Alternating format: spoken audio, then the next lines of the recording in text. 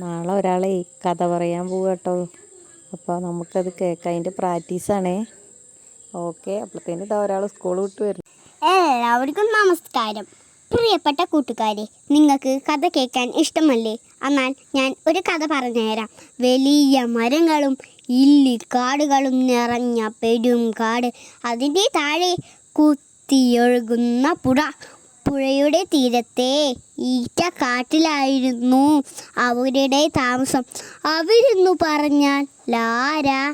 അപ്പൻ എന്ന കൊമ്പനാന, അമ്മ എന്ന പിടിയാന, കുട്ടി എന്ന കുഞ്ഞനാന. കുഞ്ഞനാനയുടെ കൂട്ട് മിട്ടുക്കുരുക്കനുമായിട്ടായിരുന്നു. പുള്ളി ഒരു അഭ്യാസിയാണെന്നേ. മരത്തിലേക്ക് ചാടി വീഴും. ചില്ലകളിൽ തലക്കീഴായി തൂങ്ങിക്കിടക്കും. പഴങ്ങളൊക്കെ പറിച്ച് കുഞ്ഞനാനയ്ക്ക് ഇട്ട് കൊടുക്കും. അവൻ ആ കുഞ്ഞനാനോട്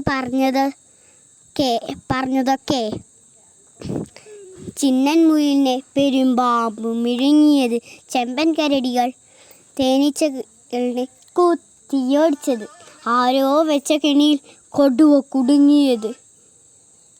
അവൻ ആ കുഞ്ഞനാനയോട് പറഞ്ഞതത്രേ, കരിമ്പെന്നു പറഞ്ഞാൽ മധുരമുള്ള കമ്പ, തേൻ മധുരമുള്ള കമ്പ്, കടിച്ചിറക്കുമ്പോൾ